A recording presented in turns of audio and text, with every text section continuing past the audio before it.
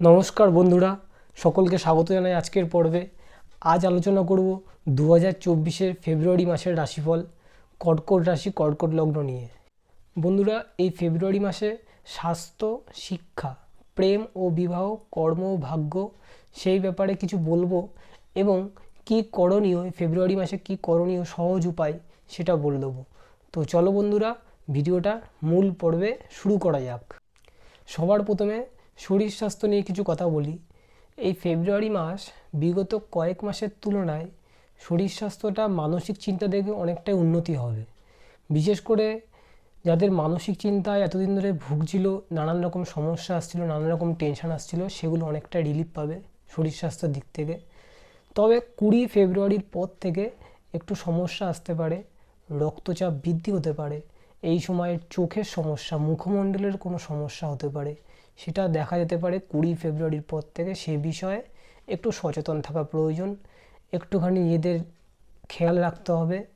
বাকি শরীর স্বাস্থ্য মোটামুটি স্বাভাবিক থাকছে এই ফেব্রুয়ারি মাসটা। এবার বলবো বিদ্যার্থীদের জন্য সময়টা কেমন যাবে এই ফেব্রুয়ারি মাসটা।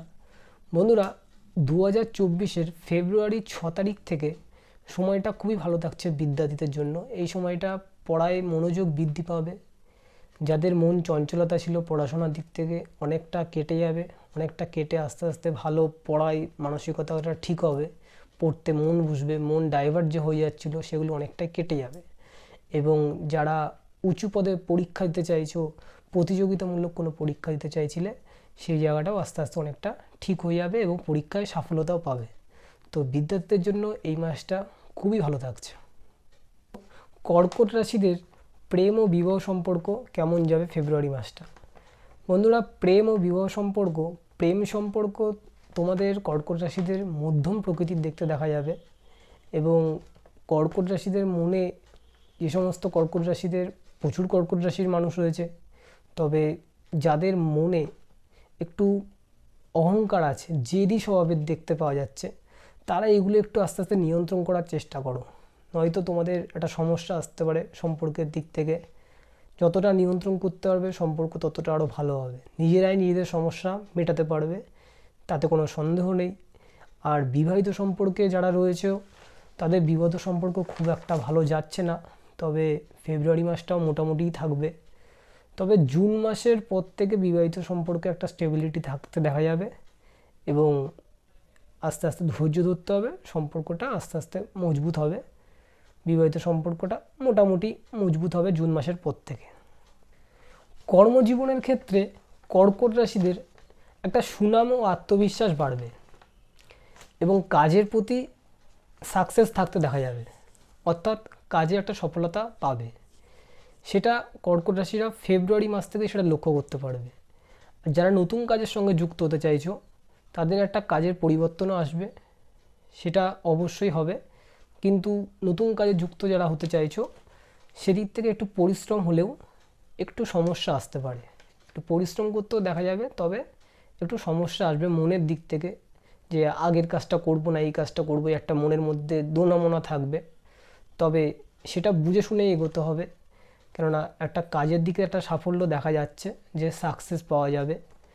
আর যারা ব্যবসার সঙ্গে যুক্ত রয়েছে, তারা 20 ফেব্রুয়ারির পর থেকে সময়টা তাদের একটু মোটামুটি থাকছে, খুব একটা ভালো থাকছে না। তবে 20 ফেব্রুয়ারির আগে সময়টা খুবই উত্তম ব্যবসায়ের সঙ্গে যারা যুক্ত রয়েছে, অর্থাৎ সেলফ প্রফেশনে যারা যুক্ত রয়েছে, তাদের সময়টা খুবই ভালো। তবে 20 ফেব্রুয়ারির আগে সময়টা ভালো থাকছে। 20 ফেব্রুয়ারির পর থেকে একটু মানসিক চিন্তা, ডিপ্রেশন, টেনশান এগুলো একটু দেখা যাবে ব্যবসায়িক দিকের ক্ষেত্রে। এবার বন্ধুরা, সবশেষে ভাগ্য নিয়ে কিছু কথা বলি। ভাগ্যটা এই মাসে খুব একটা তেমন কোনো বড় পরিবর্তন নেই, ভাগ্য স্বাভাবিকই থাকছে। তবে অর্থ আয় হলেও সেই অর্থটাকে ধরে রাখার মতন ক্ষমতা থাকতে হবে, অর্থাৎ অর্থকে সঞ্চয় করতে হবে, তবেই ভাগ্যটা ফিরবে। এবং এই মাসে ক্রয় বিক্রয় তো করাই যেতে পারে, কিন্তু একটা পৈতৃক সম্পত্তি কিংবা একটা ফাটকা ইনকাম হওয়ার একটা সম্ভাবনা রয়েছে। তবে আমি এটা কখনোই বলবো না যে লটারি কাটো, কেননা লটারি কাটা থেকে বিরত থাকাই ভালো।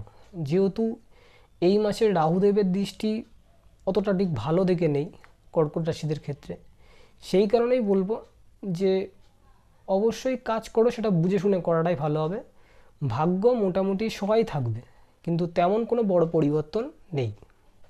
কর্কট রাশিদের বন্ধুদের বলবো, কর্কট রাশি যারা রয়েছে তোমরা একটা নিয়মিত অভ্যাস করে ফেলো এখন থেকেই, যে প্রত্যেকটা দিন রাস্তাঘাটে কিংবা বাড়ির ছাদে যদি কোনো পাখি বসে থাকে, কিংবা যারা বাড়িতে পাখি পোষো, সবচেয়ে ভালো হয় যে রাস্তার পাখি মানে আকাশে ওড়া পাখি, যেটা পোষা নয়, পোষা থাকলে অবশ্যই করো, কিন্তু যাদের গাছে এসে বসে কিংবা বাড়ির ছাদে এসে বসে সেই সমস্ত মানে পাখিকে তোমরা জল এবং শস্য দানা এই দুটো খাওয়ানো অভ্যাস করো।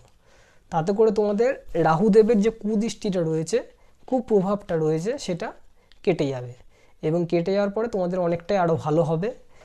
এবং আরেকটা জিনিস নিয়মিত অভ্যাস করে ফেলো এখন থেকেই, সেটা হচ্ছে সূর্য অস্ত যাওয়ার পর থেকে চন্দ্রদেবের বীজমন্ত্র পাঠ করো। সূর্য যখন অস্ত যাবে বিকালবেলার দিকে, তখন চন্দ্রদেবের বীজমন্ত্র পাঠ করবে। ওং এং ক্লিং সোমায় নমো। মন্ত্রটা কি? মন্ত্রটা হচ্ছে ওং এং ক্লিং সোমায় নমো। আর মহাদেবের প্রণাম মন্ত্র, শক্তিশালী মন্ত্র ওম নমো শিবায়, এই মন্ত্রটিও 108 বার পাঠ করো। তাতে তোমাদের জীবনটা আরও ভালো হবে এবং যে সমস্যাগুলো যে তৈরি হচ্ছিল সেগুলো অনেকটা কেটে যাবে। ঠিক আছে বন্ধুরা? তো বন্ধুরা, ভিডিওটা আজকে এই পর্যন্তই রইল কর্কট রাশিদের জন্য। তোমাদের যদি ভালো লেগে থাকে তোমরা অবশ্যই ভিডিওটা লাইক করে কমেন্টে হর হর মহাদেব লিখো, এবং ভালো লাগলে বন্ধুদের মধ্যে শেয়ার করে দিও। তো দেখা হচ্ছে পরের ভিডিওতে। ভালো থেকো, ভগবান শিবের আশীর্বাদে সবাই ভালো থেকো। দেখা হচ্ছে পরের ভিডিওতে। বলো হর হর মহাদেব, ওং নমঃ শিবায়।